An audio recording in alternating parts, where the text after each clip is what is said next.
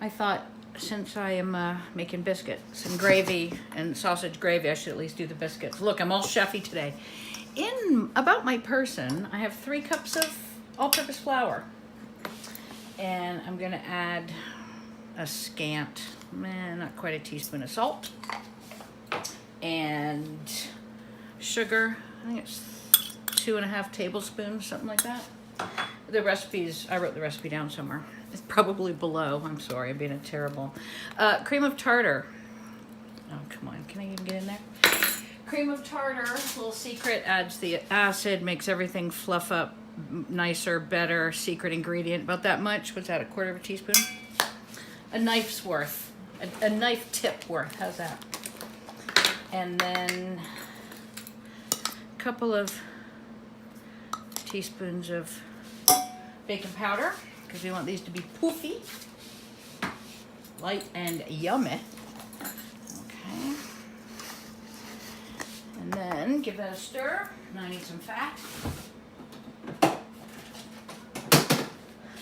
I use 1.5 sticks of butter for my non-Americans. That's what, 3/4 of a cup.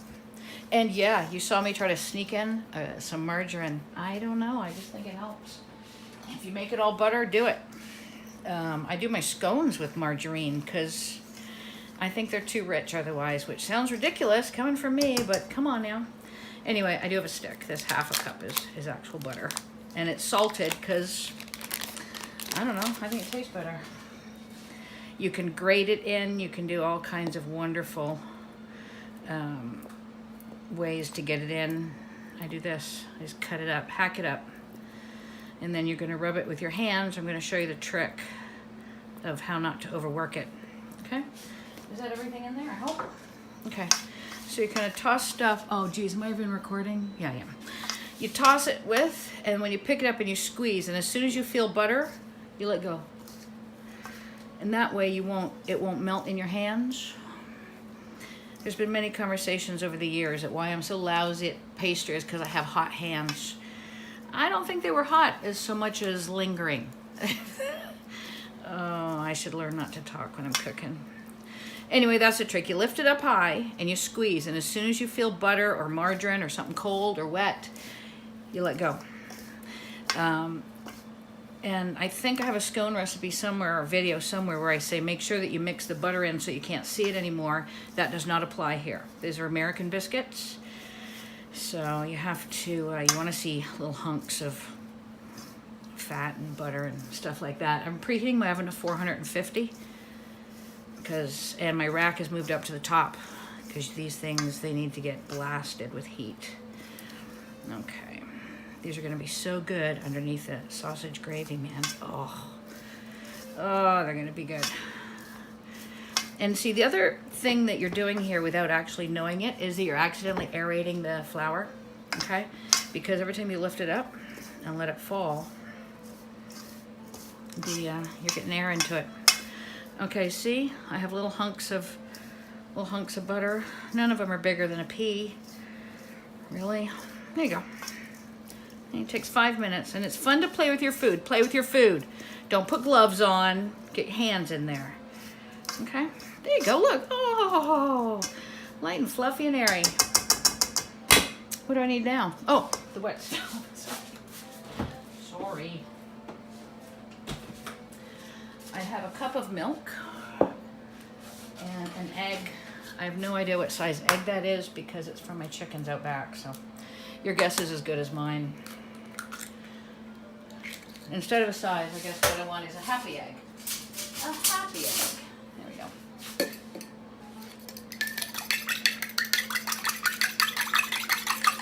Give it a mix. Oh, make a well. If you forget, not the end of the world. Give it a good mix. And contrary to all of the recipes, just dump it in. Get a British butter knife and come in from the outside to the middle. You want to be quick and light. And I'm holding it sideways, so I'm sort of cutting through. just want it to kind of turn into a dough-like mass. Okay. Yeah, it's gonna be good. Okay. You kind of give it a spin, flip it over, give it a bit of a spin, get under there. You just don't want any dry bits. Okay. Oh, and don't we love this bowl? I love this bowl. I got it at a flea market in New Mexico, Carlsbad, and I use it for everything. Big wide bowls are the Mac Daddy. They're the best. Okay, that's as much as I'm gonna do with that. I want it to come together. Okay, we just don't want any dry bits left. Okay. See, look, it's nice. It's a little sticky, but it's not gonna kill you sticky. Okay, light coating of flour because we don't want to add too much. Drop my baby in there. Okay. Now, this is how I do it. I'm not claiming it's the correct way. It's just my way.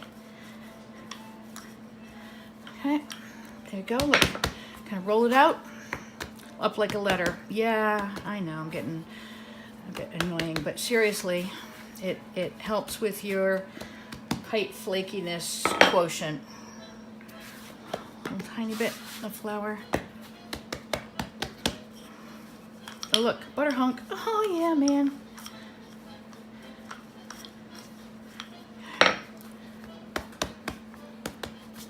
We don't want too much extra flour there in the middle. So I've done that letter fold twice. Okay, that's all that I do it. It's just twice. Because generally speaking, if I'm making biscuits, I need them right now. I have butter made or bought. Okay, full disclosure, I make it sometimes. I have golden syrup or honey or homemade jam or clotted cream sometimes. I make clotted cream, and then I'm just gonna need a biscuit if I don't want a scone. Okay, look at that. Look at that beautiful thing. 1 inch, which exactly is the end of your finger to your first crease. Did you know that? I'm showing you that. Look, that's exactly 1 inch. Okay. And then, oh, do I want these big ones or do I want smaller ones? Ah, meh, let's do big. Straight down, straight up, no twisting. Oops. No twisting. And I'll show you why in a sec. And yeah, I like to make these giant ones. And yeah, I think this makes 6. Or sorry, 9. Look, you see?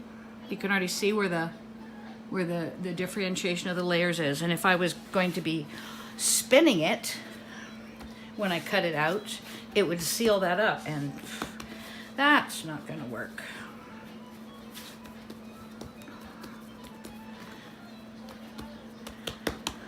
I just fold my scraps as well because I don't know why I'm a bit nuts.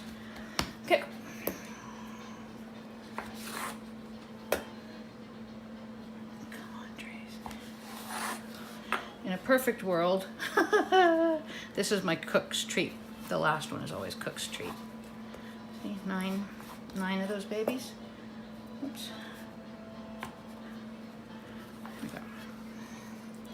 That looks like 9 to me. Oh, look at that one. See, even the lousy one, the last one. Beaut. All right, somewhere I have, there it is, sheet pan. I could tell you all the fabulous reasons about using parchment paper, but I think we all know it's just because this pan is so nasty. I didn't want to show anybody. Oh, actually, look, I have 9. Let's do it this way. There we go. I like to sort of tuck them up against each other. That's it. Sometimes I brush them with butter when they come out of the oven. The oven is preheated at 450. They're going to go in for about 15 minutes. There you go. Who do you love? Look at that. Look at these beautiful things. Look. Can you even see? They're giant. They're puffy. The layers are all layery. Seriously. I'm going to put these on the rack. Whoop. Sorry. Turn that around. Look. Ah. Keep smacking you. I got a new tripod and I obviously don't know how to use it. Obviously. I'm going to leave those in there for just a sec. To get into this, look at those beautiful things. You have any idea how flaky and delicious they're going to be? Yes, they sure are. Anyway, I'm going to take them off. Oh, come on, let go. There we go. There we go. So what I do with them, because he's not going to be home for a while, is I'm going to plop them all here. Get rid of that. And kind of bunch them all up together here. And just clean tea towel. It won't keep them warm, but it will keep them fresh. So go away, look, make these biscuits. Look at that, how fantastic. And there's layers on layers. Can you see? You can just keep ripping them open. Oh, so good.